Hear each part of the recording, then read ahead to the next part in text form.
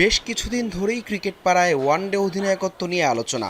মেহেদী হাসান মিরাজের অধিনায়কত্ব, বিবর্ণ পারফরম্যান্স আর মাঠে কৌশলগত সিদ্ধান্ত নিয়ে প্রশ্নগুলো ক্রমশই জোরালো হচ্ছিল। অবশেষে সেই গুঞ্জনই সত্যি হতে চলেছে।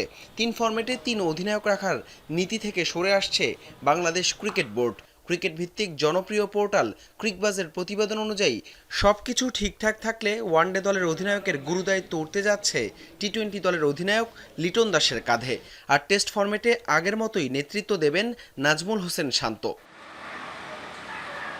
2025 সালের 12 জুন নাজমুল শান্তর পর ওয়ানডে দলের অধিনায়কের আর্মব্যান্ড ওঠে মেহেদী হাসান মিরাজের হাতে।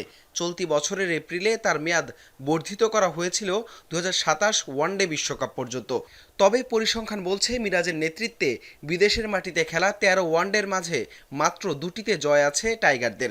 এমনকি গেল 2 বছরে তার সাদামাটা ব্যাটিং আর গড়পড়তা বোলিংয়ে দলে জায়গা নিয়ে উঠছে প্রশ্ন।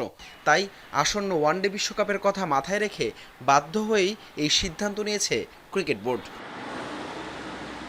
যদিও এই সংস্করণে খুব একটা ছন্দে নেই লিটন দাসের ব্যাট। 2023 বিশ্বকাপের পর থেকে খেলা 18 ওয়ানডে ইনিংসে তার ব্যাট থেকে এসেছে মাত্র 250। তবে স্বস্তির বিষয়, এই দুটি অর্ধশতকে এসছে তার সবশেষ 4 ম্যাচে নিউজিল্যান্ড ও অস্ট্রেলিয়ার বিপক্ষে। ওয়ানডে অধিনায়ক হিসেবে নাজমুল হোসেন শান্তর নামটাও বেশ জোরে সোরে ছিল আলোচনায়। যদিও টি-20 ফরম্যাটে অনিয়মিত হয়, রঙিন জার্সিতে লিটন দাস ছাড়া অপশন নেই বললেই চলে।